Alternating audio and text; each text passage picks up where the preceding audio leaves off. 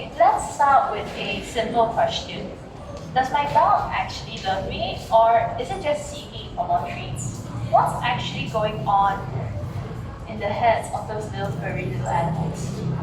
Good morning, everyone. Today I'll be talking about what animals are actually thinking and feeling, and why does it matter.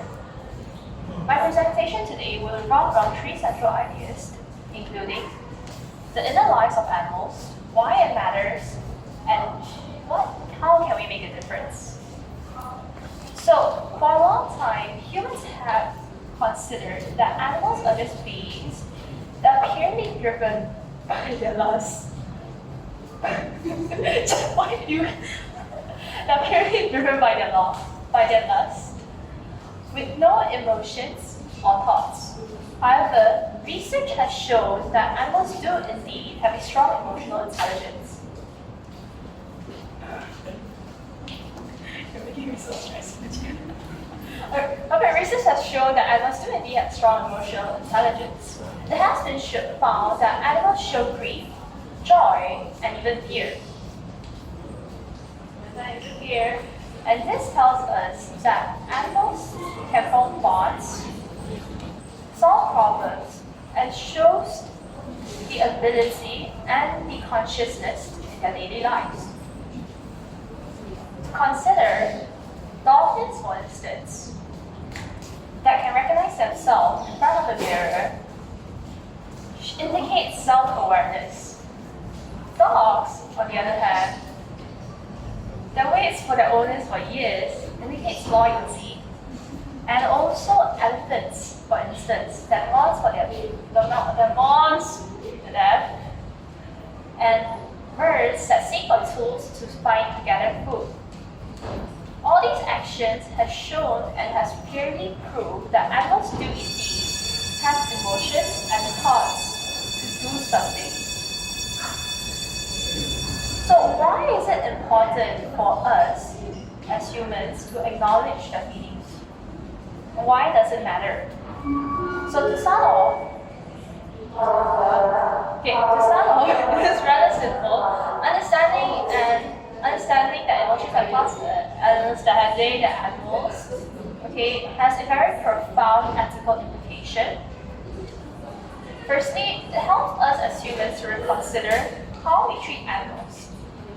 This is especially crucial in industries like factory farming, in which animals are actually driven to often subjected to non-humane conditions.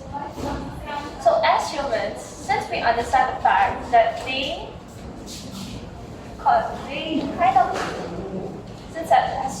since we understand the fact that they are subjected to cruelty and they actually feel it, we are actually responsible to drive the whole farming sector to a better industry and to demand for better demand for them.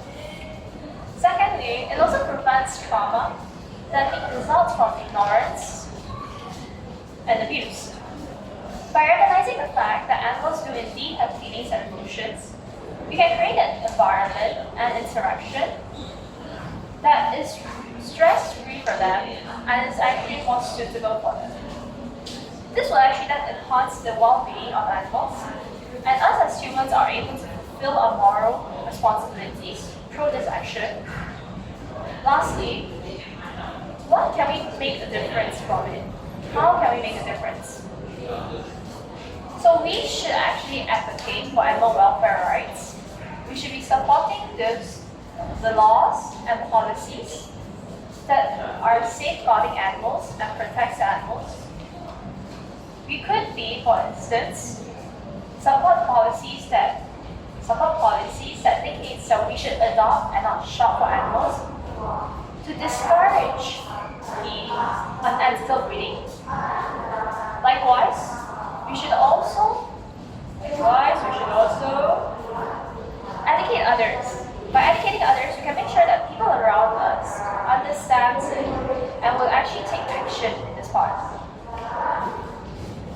In conclusion, we must understand that as humans, we must understand that animals do indeed have the capability to think and also have their own own emotions. And we must, of course, understand and also appreciate animals, not only for their utility, but also appreciate them as a being that also has feelings